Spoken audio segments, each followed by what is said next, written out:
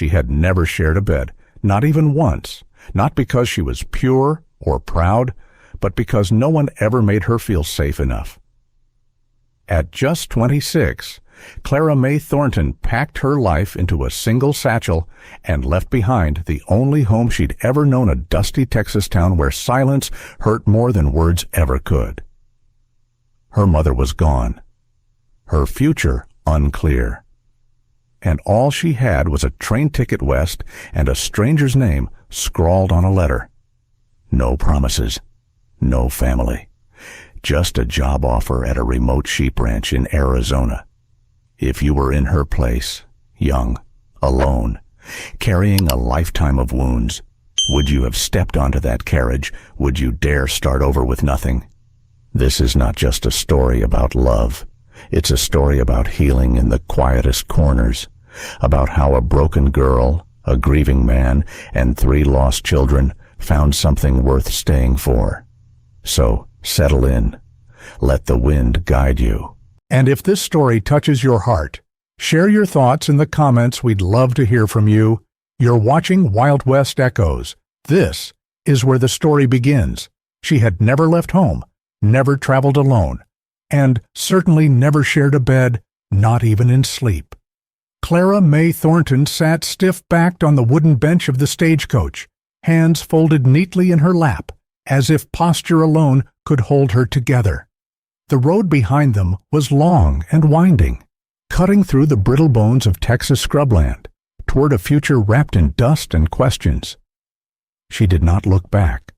There was nothing behind her now. The coach jostled as its wheels hit another rut in the road, shaking loose a few curls from her pinned hair. She tucked them back behind one ear without thinking. The landscape outside the window shifted slowly, first sparse mesquite, then more open land, and finally the wide, rust-colored ridges of Arizona rising like old, tired shoulders from the earth. Her mother had passed in the spring. It was not a loud death. It was not sudden.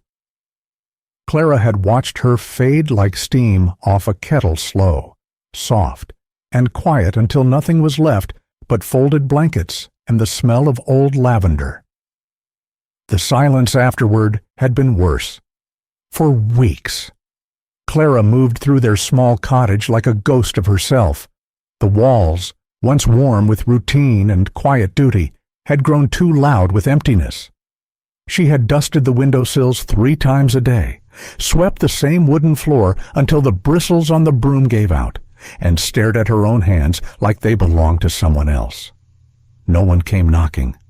No one asked how she was. Then one morning, a letter came. It was short, handwritten in uneven script. A widower named Eli Whitaker needed someone to help with his 3 children. His ranch was 2 days west of Willow Edge, Arizona. The pay was modest, the lodging provided. If she was willing, she could arrive by the end of September. Clara had read it 3 times, then folded it carefully and placed it under her mother's sewing tin. She let it sit there for 4 days. On the 5th, she packed her bag.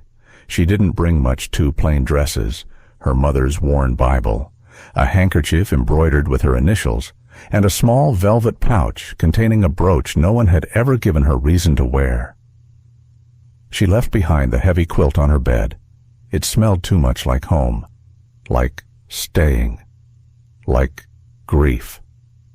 The driver didn't speak much, just nodded when she climbed in and tipped his hat as if he understood what kind of woman rode alone, hands too still for someone her age. Midway through the journey, they stopped at a way station. Clara stepped down and stretched her legs beside a split-rail fence. The sky was wide and blue and painfully quiet. She stared out across the expanse and felt the strangest thing, a quiver inside her chest that was not fear and not sorrow. It was something else. Something small and unfamiliar. Freedom, perhaps. Not the loud, wild kind that men chased on horseback or sang about over whiskey, but the kind that settled into your bones when no one expected anything of you anymore, when you could finally choose what came next. Back inside the coach, the wind picked up. Dust crept through the seams and coated the floor in a fine red layer. Clara closed her eyes and let herself feel the motion of moving forward. For the first time, she realized this journey wasn't for anyone else. Not her mother, not the man waiting, not even the children she might care for. This was hers. She had never done anything just for herself. Not really.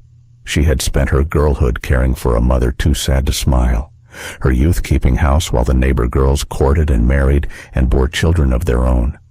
And all the while, she told herself she was content. That quiet was enough. But sitting here, miles from anything she had ever known, she understood something with aching clarity. She wanted more. Not louder, not grander, just more. More still mornings where the light fell right through the window. More conversations that didn't end in silence. More of herself given not out of duty, but because someone wanted her to stay. The coach slowed. The driver called out that they were nearly there. Clara sat up straighter. She pressed her palm to her stomach, surprised by the nervous weight resting there. Out the window, the land had changed again. The red earth was deeper now, baked hard and cracked in places. Towering saguaro cacti stood like silent watchers, and the sun painted long shadows across the dust. As the wheels creaked to a halt, Clara's heart beat so loud she could hear it in her ears. She stepped down slowly, carpetbag in one hand, boots sinking just slightly into the dry earth. The heat was different here, thicker, heavier. It pressed against her skin like a memory she hadn't lived yet. And there, just beyond the hitching post, stood a man, tall, broad-shouldered, still in that way only certain men are like trees that don't move unless there's real wind. His hat was pulled low, but Clara could see the dark beard, the tanned skin, the way he held his stance like someone who knew how to endure things. He didn't speak at first, just tipped his hat slowly. Respectfully, behind him, in the distance, she could make out a wooden house with a low roof, a windmill creaking softly in the breeze, and the faint outline of a corral. Clara swallowed. This was it. No welcome fanfare, no carriage waiting, just earth, heat, and a man who had asked for help. She took a breath that tasted like red dust and iron, then stepped forward. His shadow stretched long across the ground. When he turned, he didn't speak, just walked toward the horse tied to the post. And in that quiet motion, Clara understood he expected her to follow, not with words, but with presence. The first time she saw him, she didn't see his face, only the stillness of his posture and the wear in his hands. Clara stood just a few paces from the stagecoach, the dry wind tugging at the hem of her dress. The man who had sent the letter, Eli Whitaker, didn't come forward to shake her hand, didn't call her name. He simply tipped his hat and nodded once, like someone acknowledging a fact, not a person. She didn't mind. Something about his quiet was less threatening than a stranger's enthusiasm. He was broad-shouldered, a little taller than most men she'd known, and wore a shirt faded from sun and years. His boots were dusted in red earth, and his hands, Clara noticed them more than his face, were rough, with calluses that said more about his life than any words could. He didn't carry a weapon, just a coil of rope tied to his belt and a weathered bandana knotted around his neck. He jerked his chin toward the waiting horse, saddled and tethered. "Reckon that's mine," she murmured to herself, stepping closer.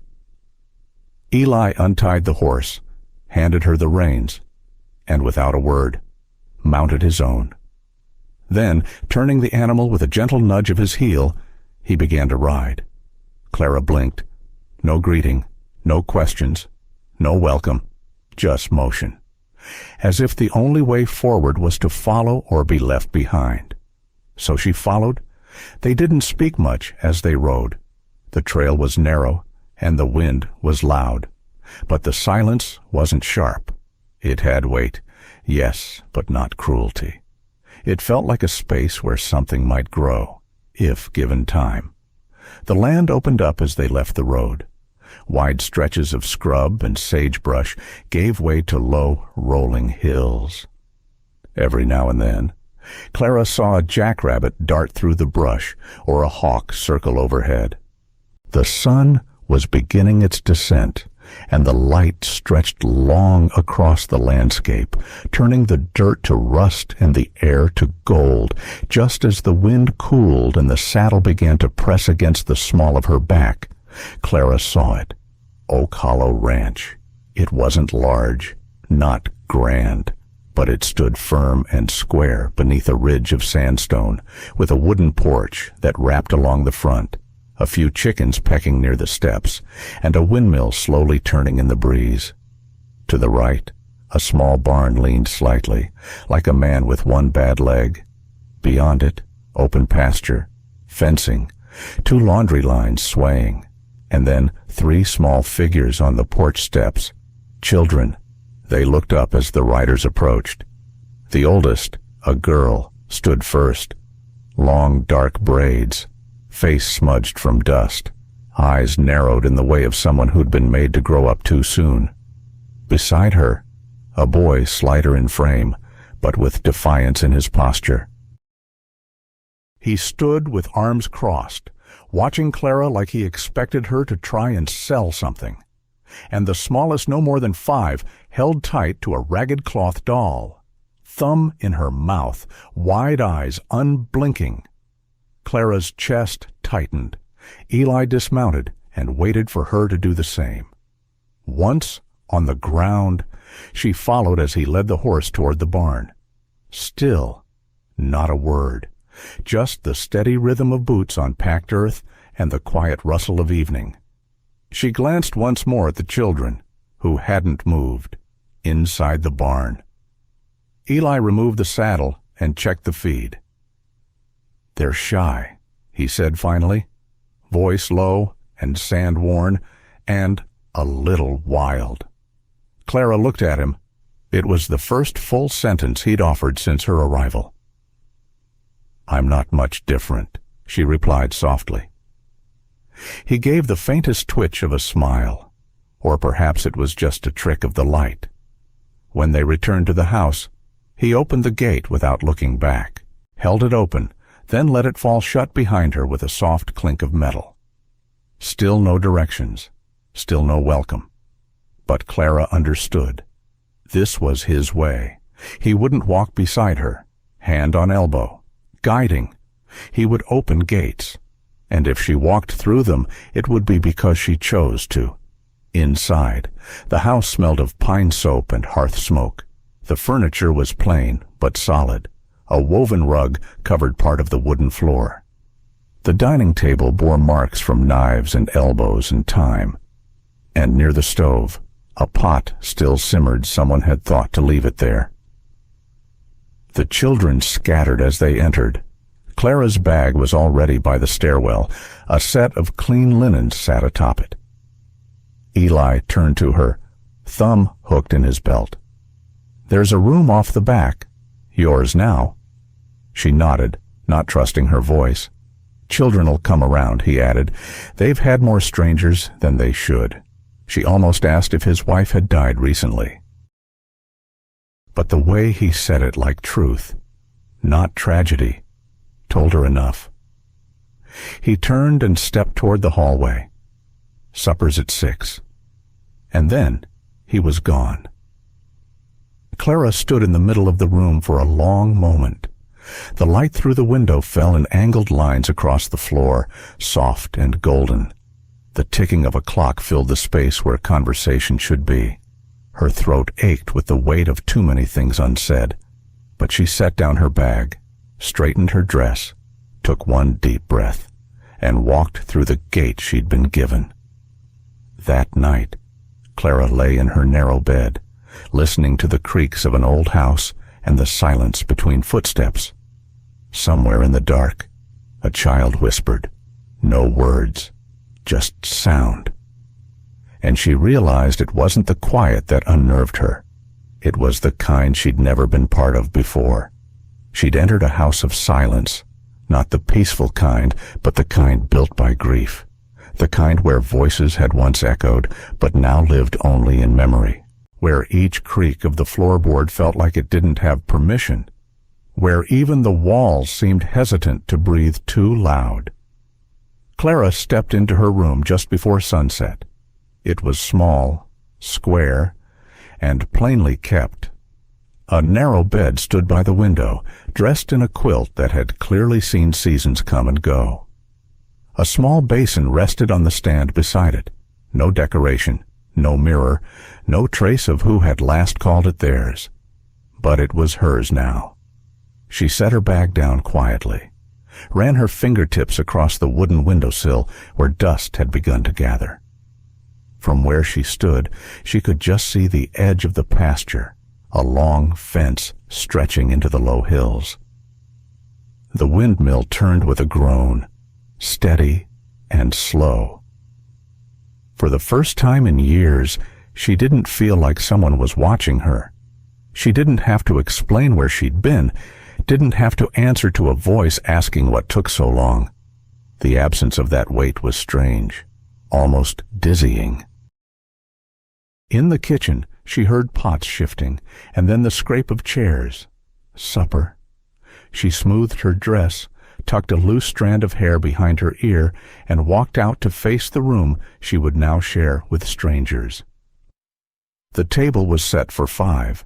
No tablecloth, no centerpiece, just tin plates, forks laid down without flourish, and a single oil lamp at the center casting soft golden light. The children were already seated. Sarah sat upright, her hands in her lap, eyes cast downward. Luke poked at something on his plate. Josie, the youngest, clutched her ragged cloth doll and swung her feet beneath the chair. Eli stood behind a chair at the head of the table, nodding once to Clara as she approached.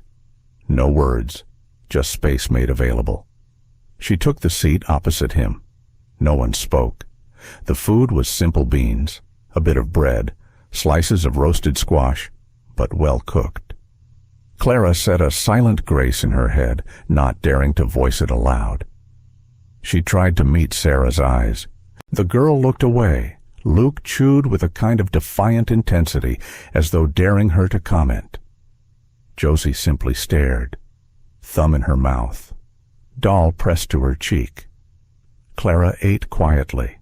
Every clang of metal on plate sounded too loud. Every sip felt like it required permission. The silence wasn't angry, it was heavy. Like everyone in the room was carrying something that didn't belong to them, but no one dared set it down. After the meal, Eli stood, collected his plate, and rinsed it in the basin. Clara followed his lead. The children disappeared without instruction, Sarah guiding the other 2 down the hallway, the soft pad of bare feet quickly swallowed by floorboards. Eli didn't say good night, just nodded once, then disappeared behind a door near the hearth. Clara lingered by the sink, wiping her hands on a worn towel. She listened to the house breathe the subtle ticks of cooling wood, the whisper of wind through loose shutter, and far off, the call of a night bird in the trees. She returned to her room and sat on the edge of the bed. She didn't cry. She didn't sigh. She simply sat. This house was not cruel, but it had known sorrow. She could feel it in the air, tucked into corners like dust. It wasn't loud like the grief she'd known. It didn't scream or wail. It just lingered. She rose to close the window as the night cooled, and that's when she saw it. A small doll, threadbare, with one button eye and matted yarn hair, had been placed on the low shelf beside the wash basin. It hadn't been there before. Clara blinked. Her fingers reached out slowly, brushing against the faded cloth dress. It smelled faintly of lavender and something older wood smoke. Perhaps. She turned toward the door. No footsteps. No whispers. Only the sound of her own breath in the dark. A gift. Or maybe not a gift. Maybe a test, a gesture, something left behind not by accident, but as a question. She lifted the doll gently and placed it on the pillow beside hers, then sat back down, folding her hands in her lap. The weight in her chest softened just a little. Someone had entered this room after her. Someone had chosen to make her feel less alone. She sat on the edge of the bed, one hand resting on the doll's frayed hair. The silence no longer felt sharp, just quiet. And for the first time since her mother's passing, Clara whispered aloud to no one, or maybe to herself. Maybe this time will be different. She didn't know how to mother, but she knew how to mend. It started with a torn jacket. Luke's, to be exact.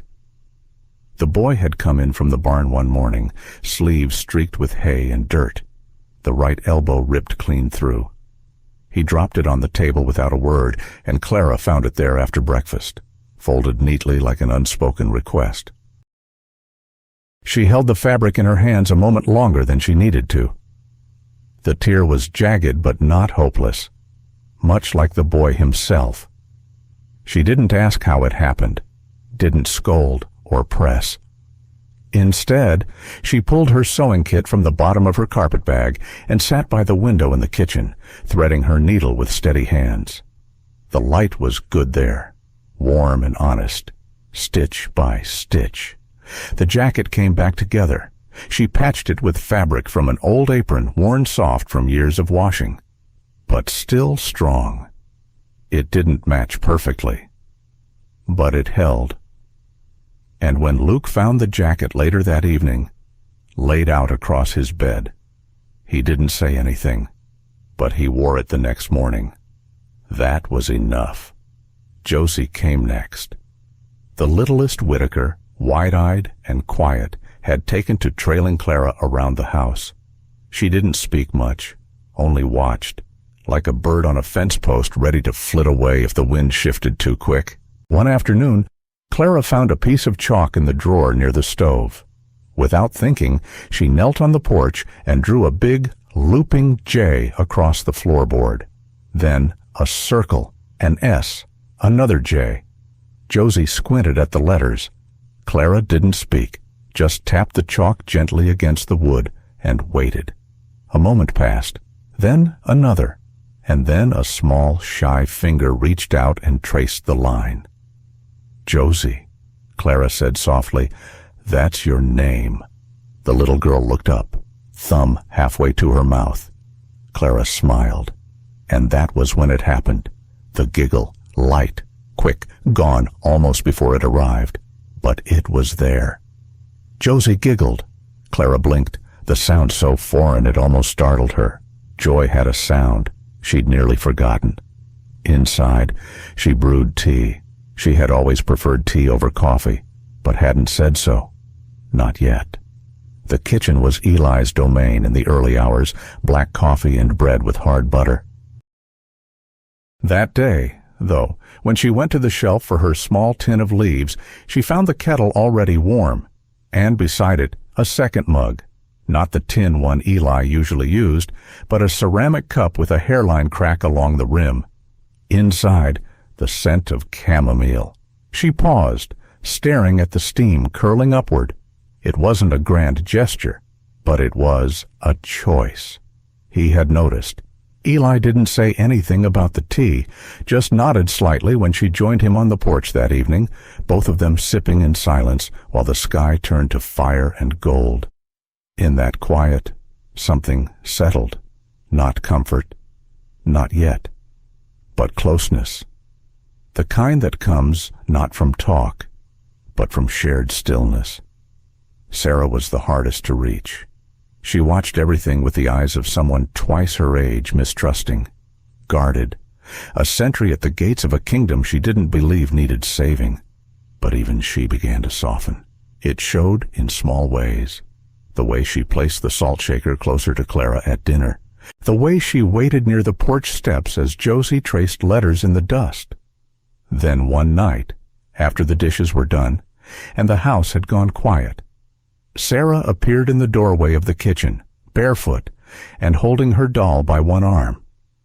"Miss C," she said, voice almost too soft to catch. Clara looked up from her mending. "Do you ever sing?" The question landed like a bird on the windowsill, unexpected, weightless, but somehow sacred. Clara opened her mouth, then closed it. "No," she said after a moment. "I never have." Sarah nodded once, like she understood something deeper than the words. "Okay," the girl whispered, and then she was gone, leaving only the faint scent of wood smoke and old linen in her wake. That night, Clara sat by the window, moonlight silvering her hands. She traced the rim of her teacup and wondered not what it would feel like to sing, but what it might mean to be asked again. The desert doesn't weep often, but when it does, it's thunder that cries. It started with a strange stillness in the air. By mid-afternoon, the sky had shifted to a color Clara had never seen before, something between ash and copper, like an old bruise spread across the heavens. The wind died down, leaving the world in a too-perfect quiet. Then the chickens stopped clucking. The horses grew restless. Eli looked to the horizon once, eyes narrowing, then moved without a word, battening shutters, pulling the children inside, checking the latch on the barn. Clara stood on the porch, the hem of her dress brushing her ankles, watching the sky fold in on itself. "Storm?" she asked. Eli nodded. "A mean one. Sandstorms in Arizona weren't like thunderstorms back east. They didn't fall, they charged. And when they came fast, swallowing fences and trees and memory all in one breath. By dusk, it had arrived. The wind howled like a chorus of old ghosts, rattling everything that could be rattled. Dust slipped in through the tiniest cracks, coating the windowsills and hearth. The house groaned beneath the pressure, wood tightening, nails straining in silence. Josie had begun to cough by late evening. By nightfall, the cough turned to fever. Clara sat with her in the back bedroom, dabbing her forehead with a damp cloth, whispering old lullabies she barely remembered. Josie burned hot against her chest, her breathing uneven, fingers clutching at the edge of the blanket. Eli stood in the hallway just outside the room. He didn't enter, but he didn't leave either. He stood like a man who had learned not to interrupt, even when his heart begged him to. The storm thrashed outside. Inside, it was just Clara and a child too small to understand what it meant to be afraid of the silence between breaths. She worked by lamplight, turning the pillow when it grew too damp with sweat, whispering the little girl's name over and over, not to wake her, but to tether her. "Josie, sweetheart," she murmured, wiping her temple. "You're all right. I've got you." At some point, maybe an hour past midnight, the fever peaked. Josie whimpered in her sleep, her voice thready and hoarse. Clara pressed her own cheek to the child's, willing her body to become shelter, willing her arms to become walls. And in the doorway, Eli finally stepped forward. He said nothing at first, just watched his brow furrowed, hands clenched at his sides like a man who had once tried to fix things and failed. Clara didn't look up, not until she felt it. The weight of a hand, rough and warm, resting gently on her shoulder. Not to take over, not to tell her what to do, just to say you're not alone in this. "You don't have to do this alone," he said, voice barely above the storm's lull. Clara blinked, and for the first time since her mother's death, for the first time in longer than she could remember, she believed it. She nodded once, small, then returned her attention to Josie, but something in her spine released. Her shoulders dropped just a breath. The storm began to fade around 3 The wind softened, falling into silence like a sigh. Josie's fever broke shortly after. Her breathing evened. Her little hand, still clutching Clara's, finally relaxed. Clara stayed by her side, and when the house had gone quiet again, when the only sound was the tick of the hallway clock and the distant groan of settling beams, she shifted slightly just enough to lean her head gently against the edge of the child's bed. The lamplight flickered across her face. She looked up. Eli was still there, still watching, still present, and Clara didn't flinch. She didn't retreat behind her usual shield of stillness. She just met his gaze, steady, unhidden. And for the first time, her expression said what her words had never dared to thank you. Morning came with a sky scrubbed clean by wind. The air smelled of fresh dirt and scorched wood. Clara stepped onto the porch, the tiredness in her bones softened by something new, a flicker of peace. Behind her, little footsteps followed, and for once, they weren't running away. They were coming closer. Spring doesn't arrive in the desert with flowers. It arrives in the way children begin to smile again. At Oak Hollow, the signs came quietly. A single green shoot near the barn wall, reaching through cracked earth like it remembered how. The morning air no longer bit at bare skin. The wind carried less sand, more scent sagebrush, damp wood, and something faintly sweet Clara couldn't name. Josie had begun to hum, just a little, off-key and soft, as she traced her chalk letters across the porch. Luke no longer stomped quite so hard when he came in for supper. And Sarah, ever watchful, ever cautious, started lingering longer in rooms she used to pass through like shadows. It was Sarah who joined Clara in the garden first, not with words, just with hands. Clara had been working the soil near the back fence, trying to coax life into ground that hadn't known tenderness in years. The dirt was stubborn, but Clara was more so. She didn't hear the girl approach, only noticed her when a second pair of hands began digging beside her, small, calloused, determined. They worked side by side in silence. Dig, plant, pat, water.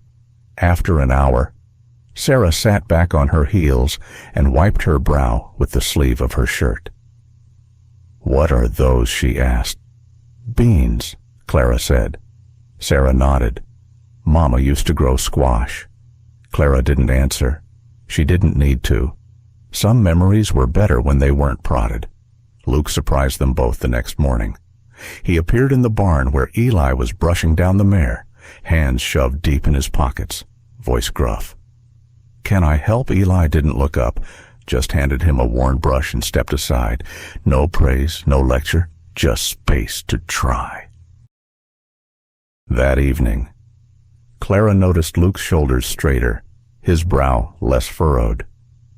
When he passed her the salt at supper, he didn't scowl. That night, the air in the house felt warmer, not from the stove, but from the way no one left the table right away. They lingered, forks resting, eyes soft. Clara and Eli still didn't talk much during meals, but it was a comfortable kind of quiet now, the kind that felt like a worn-in quilt, familiar, grounding. She had begun to look forward to the scrape of his chair across the floor, the way he poured her tea before serving himself, the way he always left the last biscuit in case someone wanted it, though he never said so aloud. Then came the crate. Once a month, a wagon from Willow Edge brought supplies, flour, salt, thread, whatever had been scribbled on the back of a feed bill. Clara checked the items, crossing them off one by one with her pencil. She found the book near the bottom. It was old edges curled, spine cracked, pages yellowed.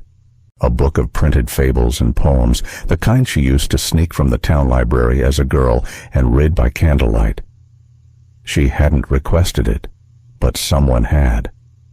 Her name wasn't on the invoice, just extra item paid in full.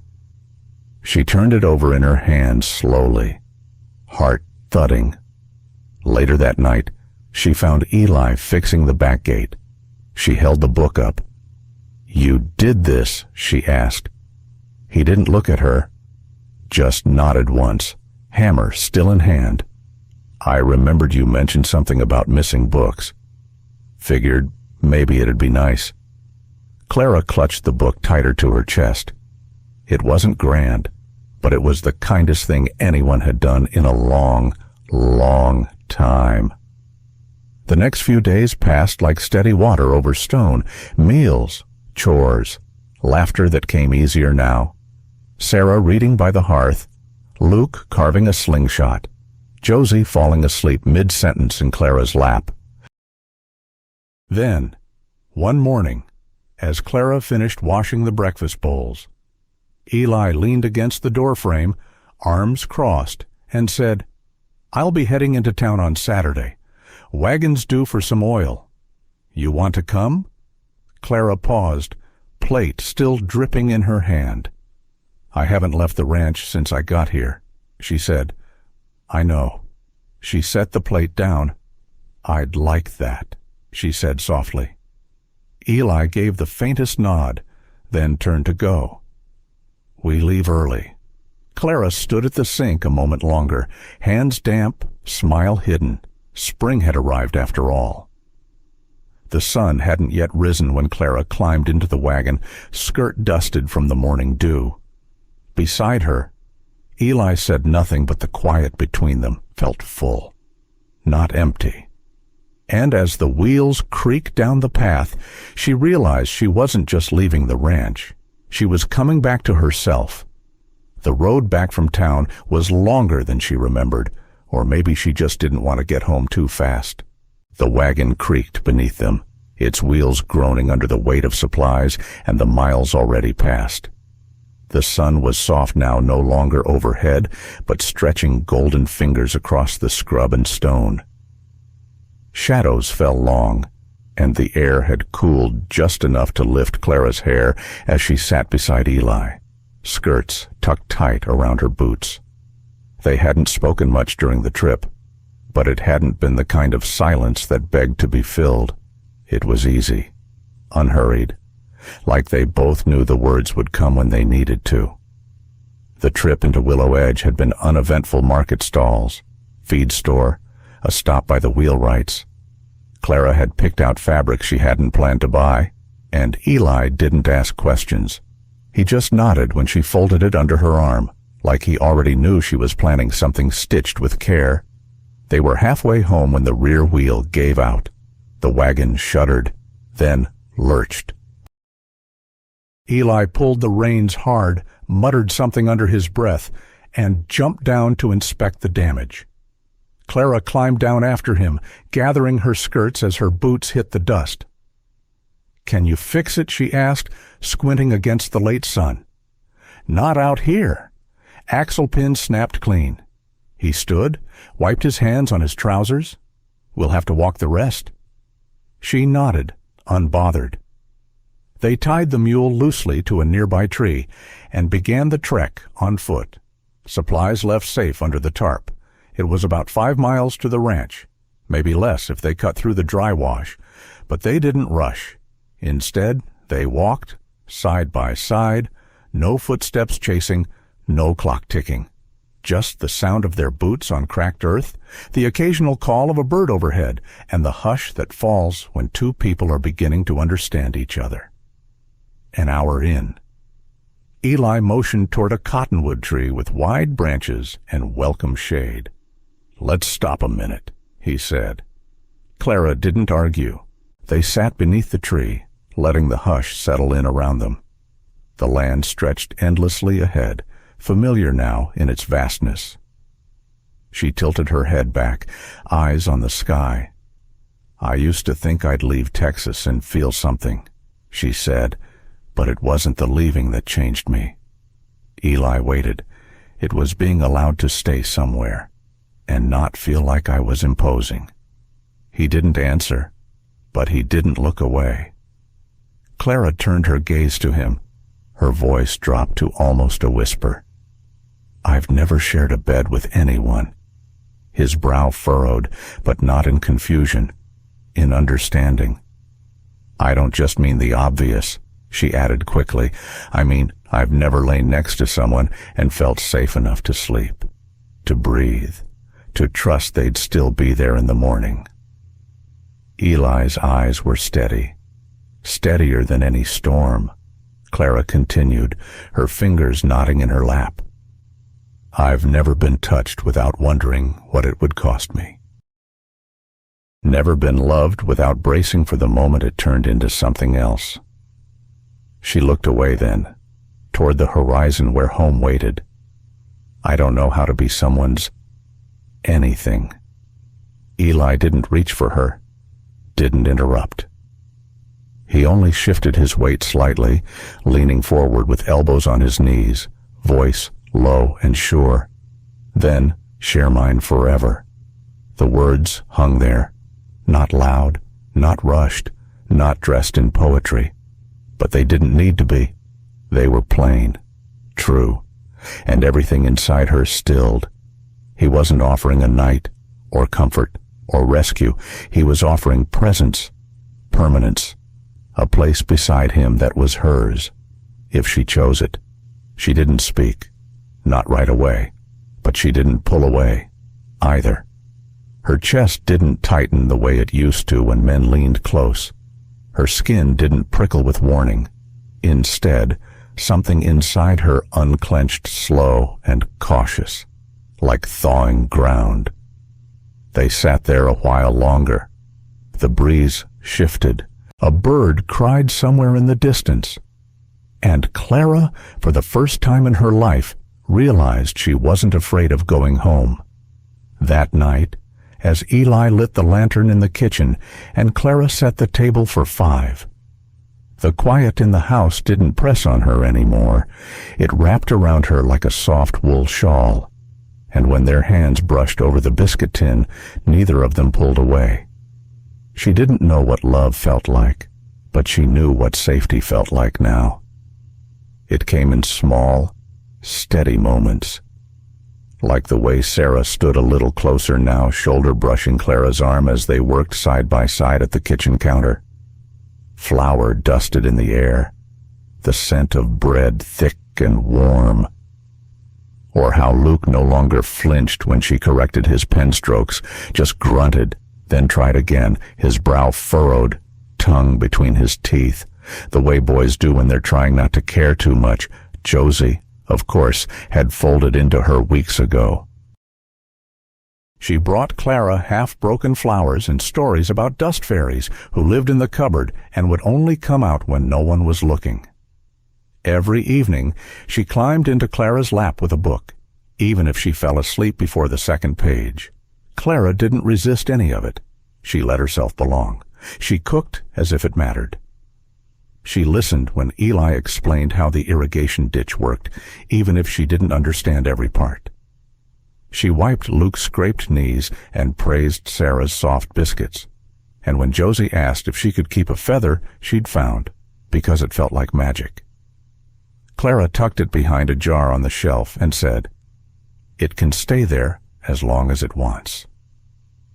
One morning, while cleaning out the drawer near the ledger desk, she found a slim leather-bound book with weathered pages. Inside were neat, looping letters, land boundaries, water rights, crop rotations, and names. She froze when she saw hers. Clara Mae Thornton, written in Eli's hand, clear, without fuss, as if it had always belonged there. No date, no note, just presence. She touched the ink gently, fingers trembling, not from fear, but from something deeper, something that ached and healed at the same time. That afternoon, she baked 2 loaves of bread and didn't burn either. Sarah added the honey. Luke sat with them, carving a toy horse for Josie. The radio crackled softly in the background, barely audible above the breeze tapping against the window pane. Eli came in from the barn, hat tucked under his arm, dust lining the creases of his coat. He didn't speak, just washed his hands, then stood for a long moment, watching them. Clara didn't look up right away. She didn't need to. She felt it, that sense of being seen, Not for what she'd done or what she could do, but simply for being here. After supper, as the dishes dried and the last bits of sunlight pooled on the floor, Sarah approached quietly, holding something behind her back. "I made a picture," she said. Clara smiled. "Can I see?" The girl nodded and held it out. It was simple crayons on rough paper, the lines uncertain but sure. A house, a tree, a sun too big for the sky, 5 stick figures, 1 tall man, 1 boy, 1 little girl with a bow, another with wild hair, and in the middle, Clara, our family. Sarah had written in crooked letters at the top. Clara blinked, then again. She felt something in her chest press upward, unexpected and unguarded. "Did you draw this?" she asked, her voice catching. Sarah shrugged, but her eyes were bright. "I put you in the middle," the girl said, almost shy. Clara swallowed hard, and she couldn't speak. Not yet. She simply reached out, took the drawing gently in both hands, and held it like something sacred, like something she'd been waiting for her whole life without knowing. Later. She sat by the hearth with a blanket over her knees, the drawing still in her lap. Eli passed behind her, pausing just long enough to brush his hand along the back of her chair. No words, just warmth. And for the first time in her life, Clara felt the stillness inside her, not as silence, but as peace. That night, as the wind curled around the eaves and the fire dimmed low, Clara didn't return to her little room at the back of the house. Instead, she stood in the doorway of the one she hadn't yet dared to enter, and this time, she didn't knock. It wasn't a wedding. It was a promise whispered in spring wind and sealed with calloused hands. No music played, no guests arrived in wagons, no lace or lilies or rings. But the creek ran full and fast with snowmelt, and wild violets peeked from beneath the fence line. The cottonwoods swayed in the breeze, their branches heavy with new buds, and the air sweet with the scent of sun-warmed earth carried something that felt like beginning. Clara stood just beyond the pasture gate, wearing the blue dress she'd kept hidden away for years, the one with tiny ivory flowers she hadn't dared unfold until now. The hem brushed her ankles, and the fabric still held the faint smell of lavender soap. Her hands trembled, not from fear, but from knowing. This wasn't a life she'd been born into. It was one she'd chosen deliberately, completely. Eli waited a few paces ahead, one hand resting on the wooden post he'd carved years ago when the fence first went up. His shirt was clean, sleeves rolled to the forearms. His boots were dusted from morning chores. No polish, no new coat, just the same man he'd been every day since she met him, steady and unadorned. The children stood nearby. Sarah wore a faded ribbon in her hair and held Josie's hand. Luke kept shifting his weight from foot to foot, trying to look serious but unable to hide the smile tugging at his mouth. They hadn't rehearsed. There were no vows written on paper, but there didn't need to be. Eli stepped forward, his eyes never leaving Clara's. "I don't have much," he said, voice low and clear, "but I've got this land, and these kids, and now I've got you. If you'll stay." Clara's heart beat once, then again, full and slow like thunder before rain. "I've already stayed," she replied. "I just hadn't said it out loud." They stood close now, so close she could see the sun lining the silver strands near his temples, could hear the soft breath he took before lifting her hand to his chest.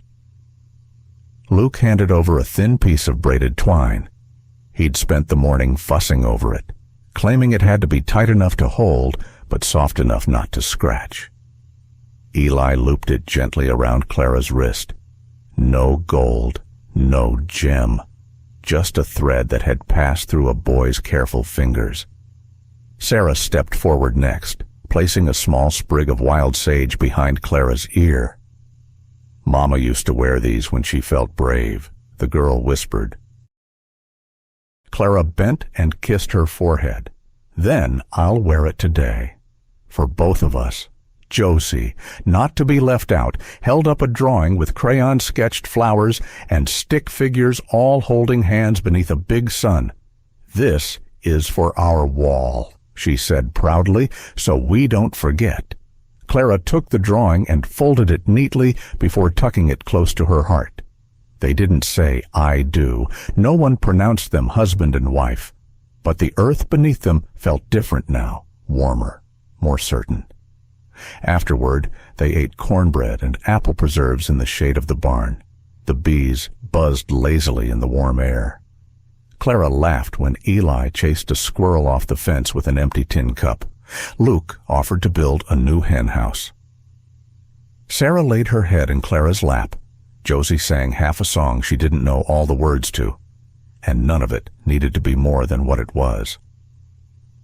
That evening, as the sky turned amber and the sun dipped low behind the ridge, Clara walked the pasture's edge alone. Her fingers brushed the tops of the grass, soft and green with spring's arrival. The wind lifted her braid and scattered tiny petals across her boots. She paused at the stone outcrop just beyond the fence. From there, she could see the house, the porch with its rocking chair, the window where Josie pressed drawings to the glass, the roof Eli had patched last fall after the first storm rolled through.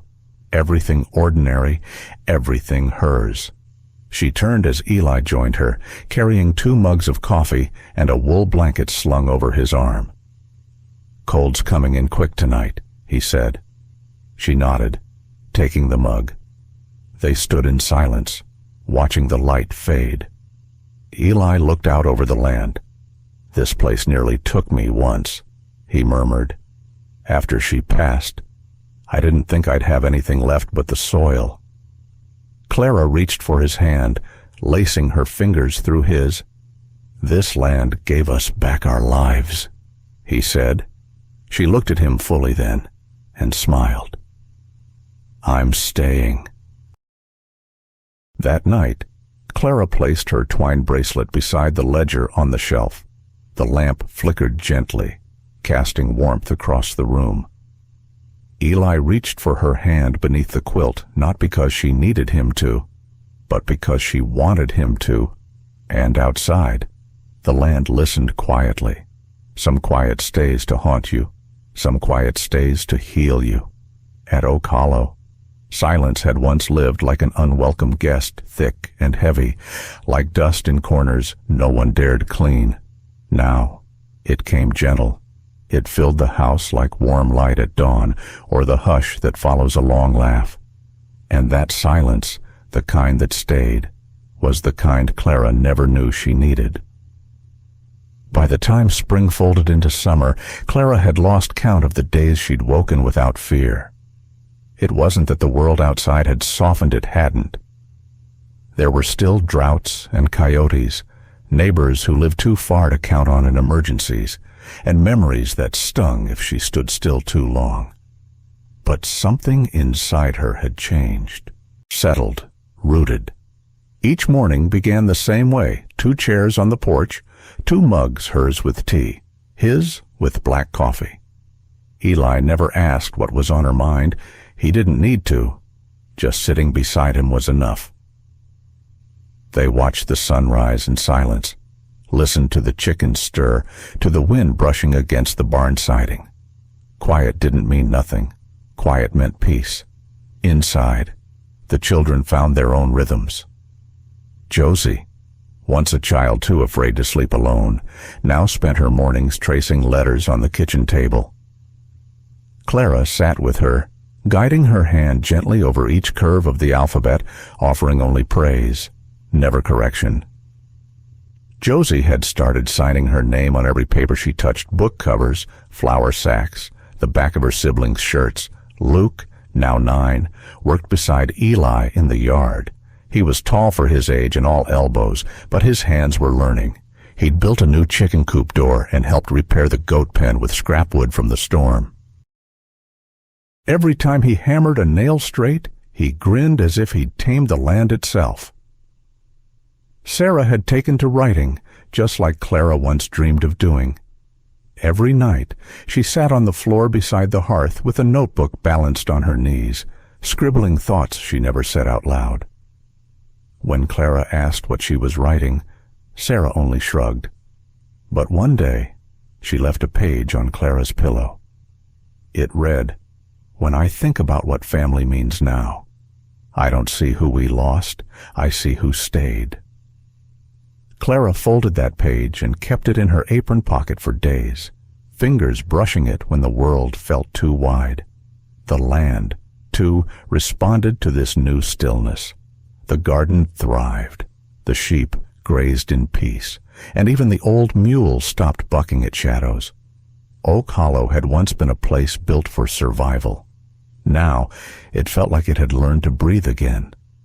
Still, there were days Clara questioned it all.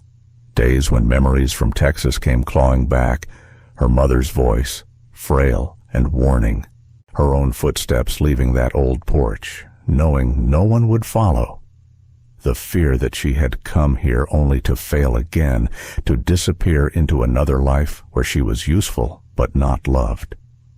Then Eli would do something small, mend the fence she meant to fix, leave the tea kettle warming, brush her back as he passed.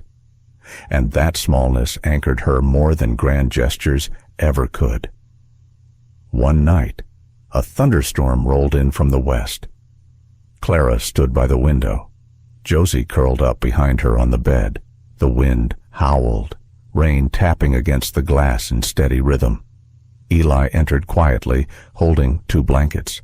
He handed one to Clara and draped the other over the child. "I used to hate storms," Clara whispered. "Still do?" he asked. She shook her head. "No, not anymore."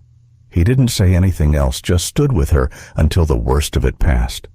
That night, as she lay awake, she thought about all the quiets she had known in her life, the silence of her mother's illness, the silence of empty dinner tables, the silence of long rides west without looking back, and now this, a quiet that stayed not because it was lonely, but because it was safe. Weeks later, she stood again at the window, but not because of fear. The sun was rising. The land below stretched wide and gold. Sheep dotted across the pasture. From behind, she heard the familiar sound of boots on wooden floorboards. Eli entered the kitchen, brushing hay from his sleeve, and walked to the stove to pour her tea without asking. He turned, handed it to her. She took it, fingers warm around the clay mug, and then he smiled. Not a wide grin, just a quiet one like the land itself had offered it. She looked at him, not the man who hired her, or the father of 3 grieving children, but the man who stayed, who made room, who never needed her to be more than she was. Clara stepped closer, her bare feet warm against the floor. She reached for his hand, not for balance, not for show, just because it was hers to hold now. In that simple moment, she understood what she'd been reaching for all along.